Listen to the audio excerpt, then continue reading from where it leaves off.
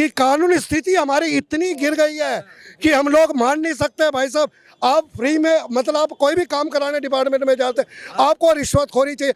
आप दूर कहाँ जा रहे हैं? हमारी राष्ट्रपति जी ने जब सुप्रीम कोर्ट जजों की हाई कोर्टों की क्लास ले लिए कि अपनी मानसिकता ठीक करीजिए, हमारी जो कानून की देवी है उसकी आंखों में पट्टी बंदी होती है। वो कहती है गरीब है अमीर है मैं मुझे नहीं पता मैं, अब क्या वो पट्टी उतार के देख रही है, ये उसका नाम अंबानी है ये अंडानी है, इसको क्या सजा देनी है, इसको क्या सजा। भाई साहब कानून सख्त हो जाए। जो मेरे भाई साहब ने मित्र ने कहा इन हाउस क्यों नहीं सजा देते? इन हाउस आपने रेप करा 10-10 साल, ओ माय गॉड, 20-20 साल। निर्भया कांड निर्भया कांड कितने साल केस चला? भाई साहब हम हिंदुस्तान में रह रहे हैं, वैसे हम लोग कहते हैं बहुत विकास हो गया बहुत तरक्की करी है। हम लोग कहते हैं कानून स्थिति जिस दिन मजबूत हो जाएगी ना, जिस दिन कानून स्थिति मजबूत हो जाएगी, भाई साहब मैं चैलेंज कर रहा हूँ ये लोग अपनी सुख शांति से घर पे अपना जिंदगी बिताएंगे। किसी नरेंद्र मोदी की, किसी केजरीवाल, किसी राहुल गांधी की हमें जरूरत नहीं है।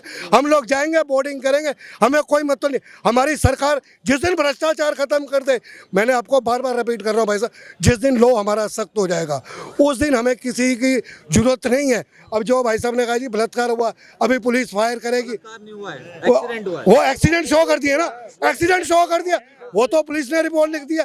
अगर ऐसा है भाई साहब, मैंने आपको बार बार बोला, अंग्रेज जब गए थे देश छोड़ के वो 3 चीजें दे गए थे हम लोगों को, source is force, money is power. अगर आप इसे हिंदी में समझेंगे, आपकी सोर्स है, फोर्स है या मनी की पावर है, तो आपका बाल बाका कानून भी नहीं कर सकता।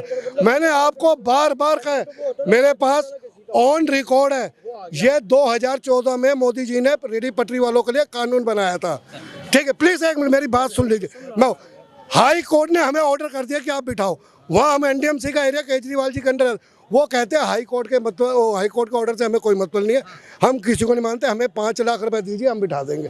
What is this? मैं 40 साल से मतलब लड़ रहा हूँ केस को, 40 साल से मेरे को इंसाफ नहीं मिला, तो भाई साहब नॉर्मल आदमी को क्या इंसाफ मिलेगा?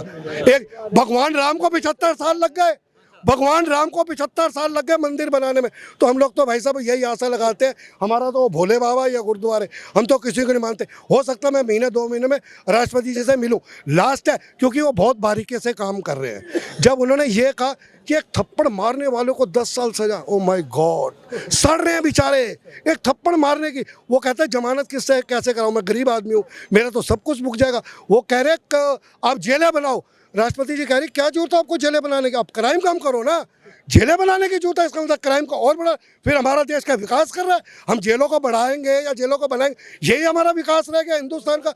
भाई साहब ये चीज़ें नहीं होनी चाहिए। हम लोग ना अब ये राहुल गांधी, नरेंद्र मोदी या केजरीवाल पे फोकस कर, भाई साहब जिस दिन ईमानदार है, अब उस दिन मेरी बहस हो रही थी कि कट्टर ईमानदार है कौन? केजरीवाल कट्टर ईमानदार है। मैंने कई बार लोगों के यूट्यूबर में लोग कहते हैं भाई साहब बहुत कट्टर है, देखो ना दिल्ली। भाई साहब ईमानदारी से मैं आपको हकीकत बताऊं, माँ भी बिगर लालच के बच्चे को दूध नहीं पिलाती है। ये भ्रष्टाचार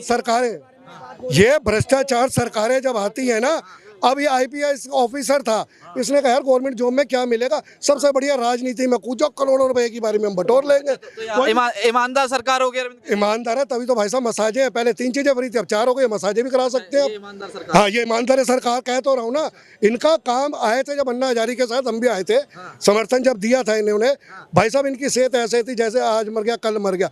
आज आप इनको देखो 21 करोड़ का बंगला, गाड़ी, स्कूटी और जो कुछ है सब कुछ आ रहा है। भाई साहब आज मेरा कहने का मतलब है ये फ्री का चंदन घिस मेरे नंदन, ये फ्री अगर नहीं करेंगे ना तो टचवुड ज़्यादा तो नहीं बोलता, 5 साल के अंदर हो सकता है ये पाकिस्तान या श्रीलंका या बांग्लादेश जैसे हाल हमारे ना हो जाए।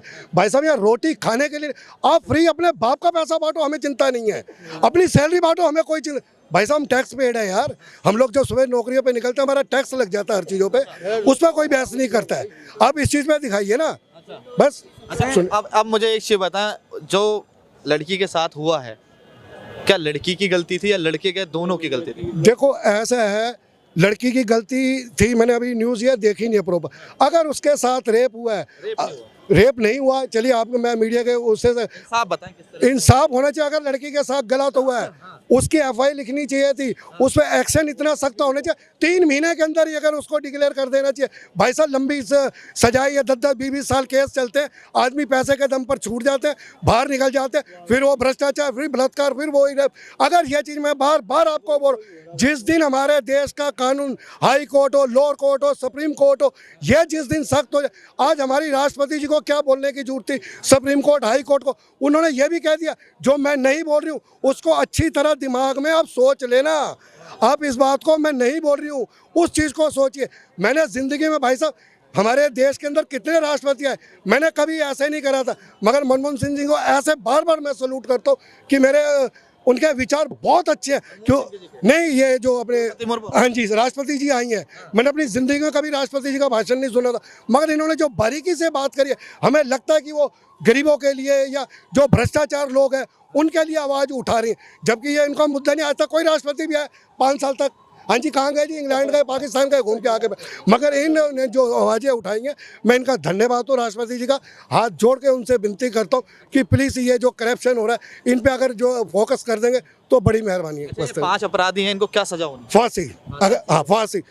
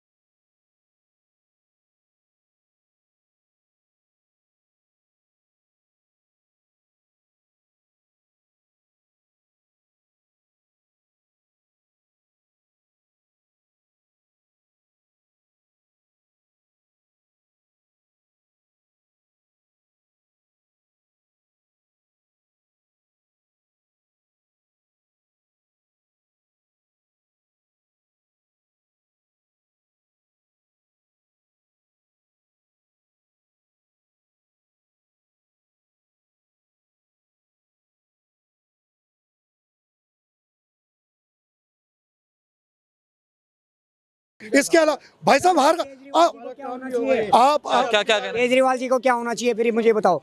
18 जून 2020 में मेरी वाइफ एक्सपायर हुई, इसका रिकॉर्ड है जीटीवी में। अब तक मुझे आर्थिक सहायता क्यों नहीं दी, जबकि मेरी 21 महीने की बिटिया थी?